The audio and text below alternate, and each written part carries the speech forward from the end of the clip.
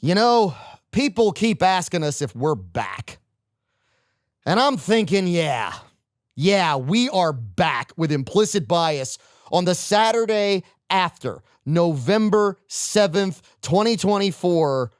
That is when we are recording this episode. It is the Saturday after the 2024 presidential election. I am Kevon Bordelon. This is your episode of Implicit Bias post-election. It has been an absolutely shocking 4 days. Absolutely shocking 4 days. And that conversation encompasses a lot. It's why one of the reasons we are going back to a little bit of roots on this particular episode of Implicit Bias, and I'm going to explain for those who are listening. I like to give a little bit of transparency to the show whenever we can. That's why we say the day that we're recording instead of telling you that it's live. I'm also going to tell you that for a very long time, we wrote monologues, then we went away from it, and we just ad-libbed monologues.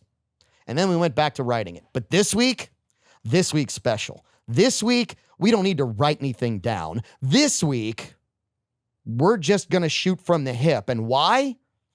Because we know. We know. And as a matter of fact, even if you don't agree with our implicit bias, you know too.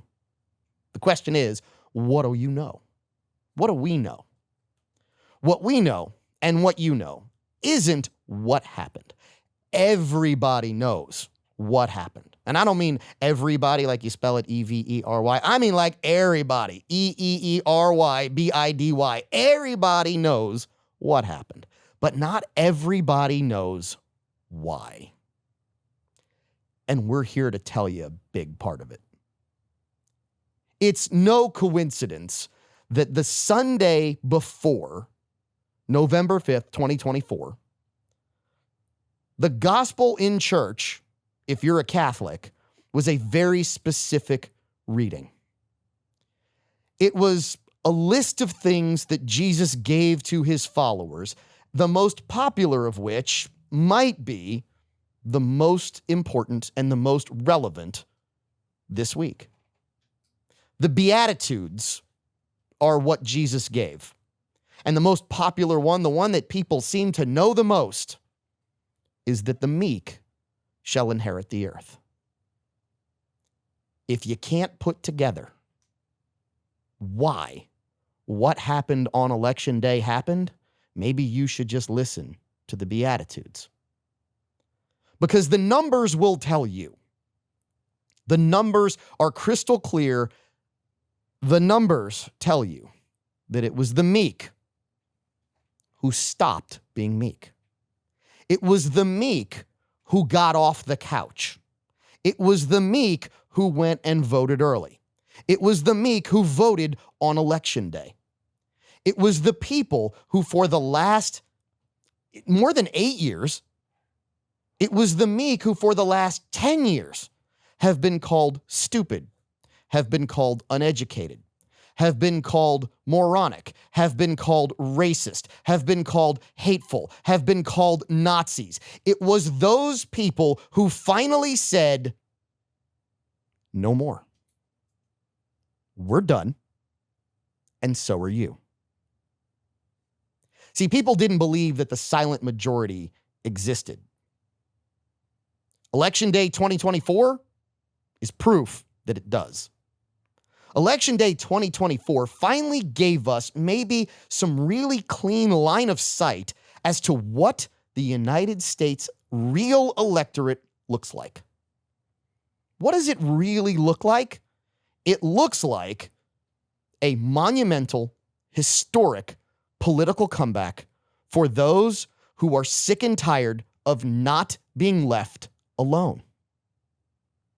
Because that's the really funny part. People wonder, why did it happen? Not just why did it happen because the meek got off the couch. The question is, what made them do it? What made them do it was that one side of the aisle just couldn't keep its nose in its own business.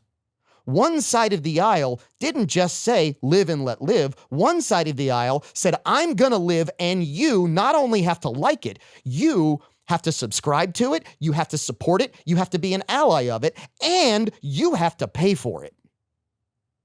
And that's the last straw.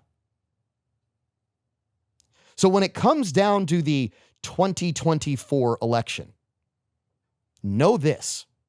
The meek got up and the meek spoke. What's really important, though, is that the meek remain meek. Now, you're probably wondering what that means. This is what that means.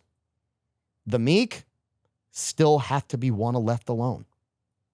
Still have to want to be left alone, if I can get all those words right. The meek still need to be who they are. They cannot lose themselves in this success. But the meek do not need to go away. The meek do not need to crawl back onto their sofas, sit in their comfortable homes. The meek do not need to go back to work and not participate in the process.